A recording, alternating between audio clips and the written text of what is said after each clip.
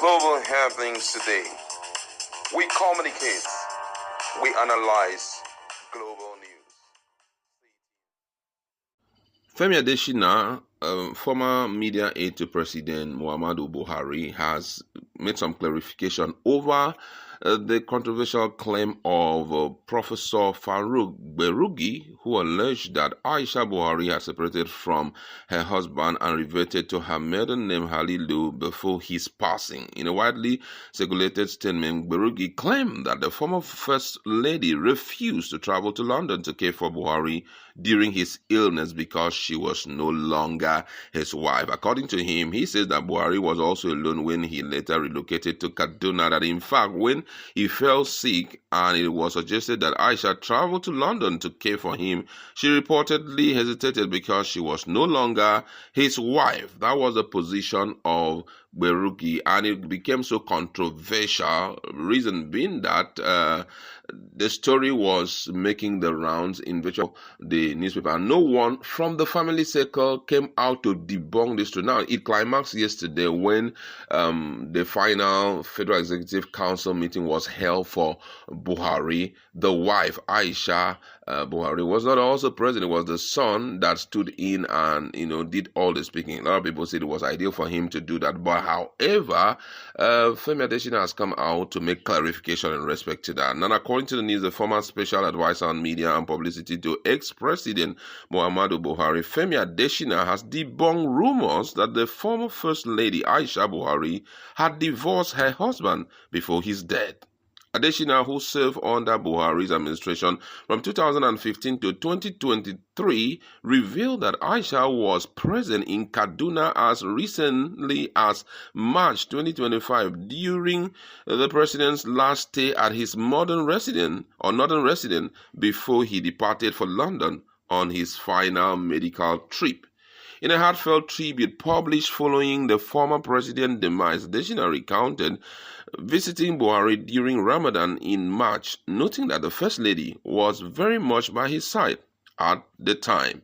According to him, he says, "It was Ramadan and I joined him for dinner. The former First Lady Aisha was around and offered me some roasted meat, that's soya." According to him, the former president left for London about 2 weeks after that visit and never returned alive. In his words, he says, less than 2 weeks later, he traveled to London for what was said to be a routine medical trip. It lasted almost 4 months and he never returned, at least not alive. Now, that goes a long way to throw into the trash the widely circulated statement made by Professor Farooq Kperogi. But, one of the shocking things is that the rumor about the status of Buhari's marriage has gotten so much traction on social media, and reactions have been coming left, right, and center. Aisha Buhari has not reacted to it. Like I did say, what climaxes was that notable absence in several public narratives and her reduced use of that name Buhari in some official communication was what really troubled them. However, Adesina's detailed account for me appears to counter the narrative of estrangement, placing Aisha at Buhari's side shortly before his health deteriorated. Don't forget that President Muhammadu Buhari died in London in June 2025 following a prolonged medical trip, or let me say prolonged sickness, which unfortunately landed him in death row. But, one of the things that have been an issue of concern here is the fact that the First Lady has not spoken about her relationship in the final days of her husband. She's not even reacted to it, because I believe that all of this thing is public, and she has not even made Nigerians to understand anything. Neither the family members. The children have not said anything about it and all of that. But then there's a particular video where the daughter was crying on the street of London when the father passed on, and I saw her talking about Aisha Buhari. She walked out of the hospital into a car. So I really question, maybe she had a lot of things that she was doing. So going down to stay with her husband in London was not the choicest thing for her.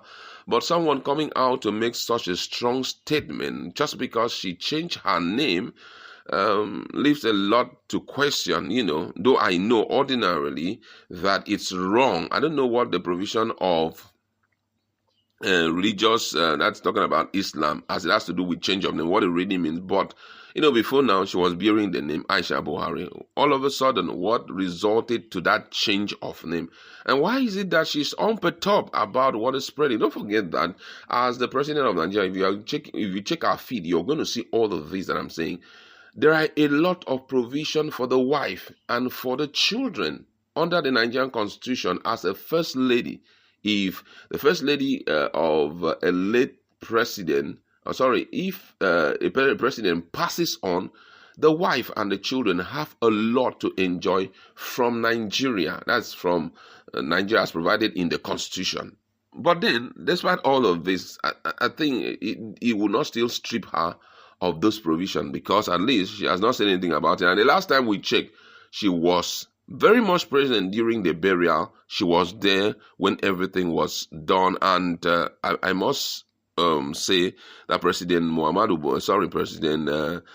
Tinubu showed a lot of care throughout that period that the burial took place, and even when he gave some honors to the president. My colleagues in the house, what's your standpoint on this, being that Femi Adesina, a close media aide to President Buhari, has made a statement which, though there are no concrete evidence, he did not say I asked her or all of that, but then he said that he was served soya in the northern part of the country during Salah by the wife of the president, as at the time the president was still in Nigeria. That's far back March. What's your standpoint on this?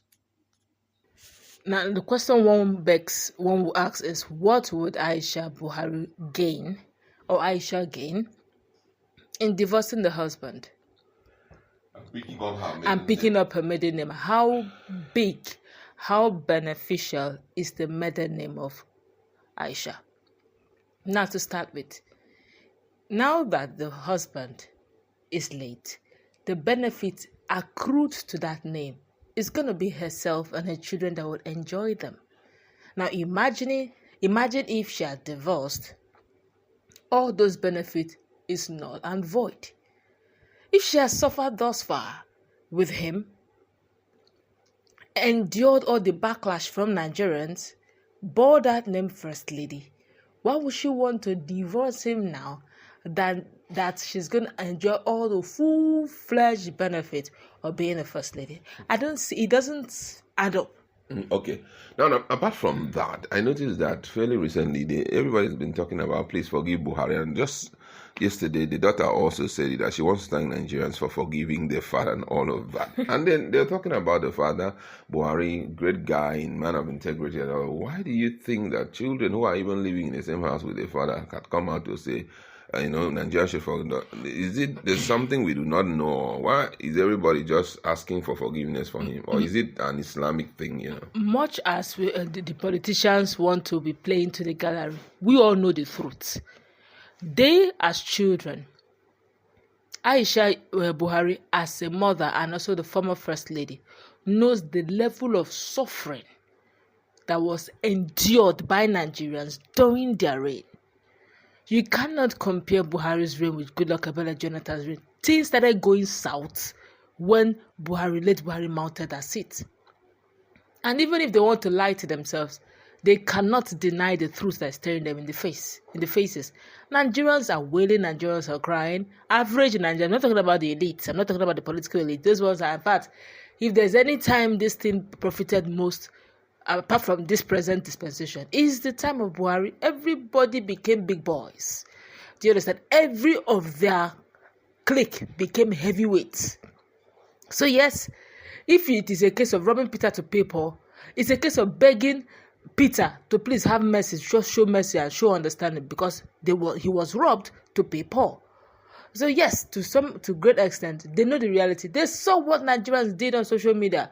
Most Nigerians came all out and said, and they are seeing it, they are learned, and they understand times.